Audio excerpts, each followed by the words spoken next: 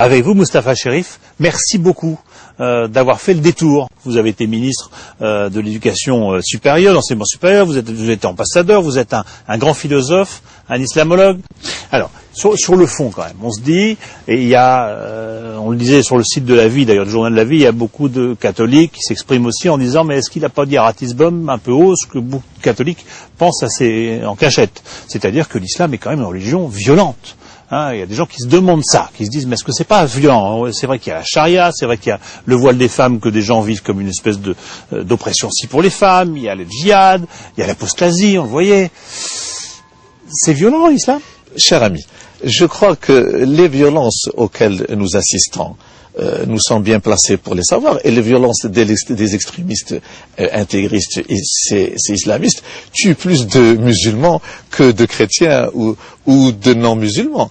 Alors, il faut dénoncer, il faut refuser cette violence est des faibles, cette violence aveugle. Mais ce que nous constatons, c'est que la violence est des puissants, et la violence du monde, la violence du désordre mondial, qui est bien plus visible, et cela n'est pas assez dénoncé. Ce qui se passe à Beit Hanoun depuis quelques jours à Gaza, et les injustices du monde, les agressions et les occupations, la situation de beaucoup de musulmans et dans le monde et qui subissent, sans être dans cette situation. Vous dites qu'il y a beaucoup de violence contre les musulmans aussi. Et je crois que sans être dans cette situation de victimisation de la communauté assiégée, je crois que le tableau de doléances serait lent quant aux violences aujourd'hui qui se passent dans le monde. La question aussi quand même, face à la répétition de ces agressions qui se font au nom de l'islam. Tout le monde, la plupart des gens sensés, catholiques, chrétiens ou pas d'ailleurs, savent très bien que ça n'est pas le vrai visage de l'islam, que ça n'a rien à voir avec l'islam.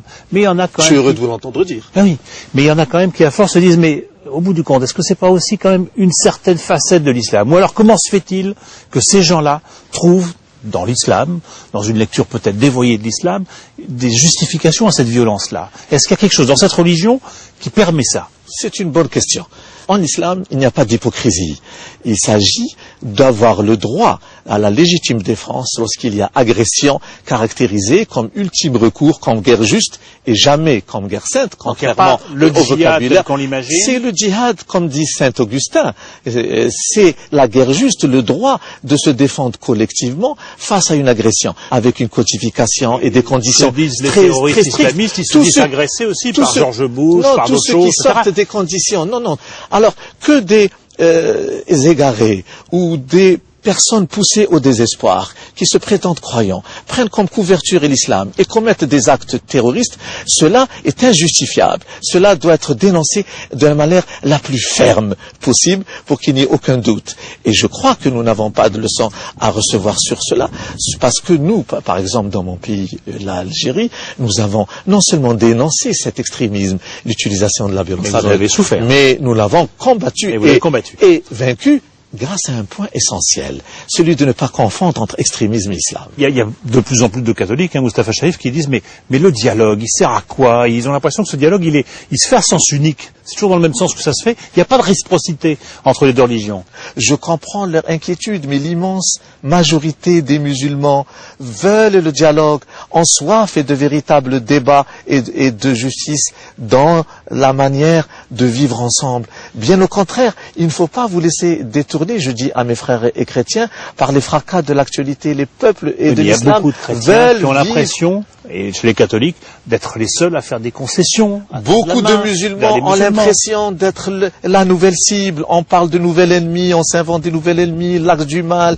Il faut aussi écouter ce que dit l'autre. Les musulmans se sentent aujourd'hui les victimes d'une nouvelle haine raciale et religieuse. Alors, on va aborder, pour finir, le cas Rédeker. On en a beaucoup parlé, effectivement, ici en France, puisque c'est ce philosophe qui a écrit un brûlot contre l'islam, publié par Le Figaro, dans lequel il y avait des propos très très durs sur le prophète Mahomet, et qui a reçu, à la suite de ça, des menaces de mort. Est-ce qu'on peut critiquer, jusqu'où on peut critiquer éventuellement une religion, en l'occurrence l'islam?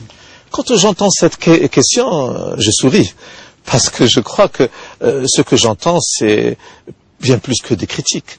c'est des injures, des anathèmes, des réquisitoires. Évidemment que la critique est non simplement permise, mais elle est exigée. J'ai besoin du regard de l'autre. J'ai besoin qu'il m'interpelle et qu'il m'interroge sur mes dérives et sur mes critiques, sur un certain nombre de mes insuffisances ou de mes problèmes. Mais dans le respect. Mais évidemment, dans le respect et dans la pensée objective. Il ne faut pas exacerber les passions. Merci.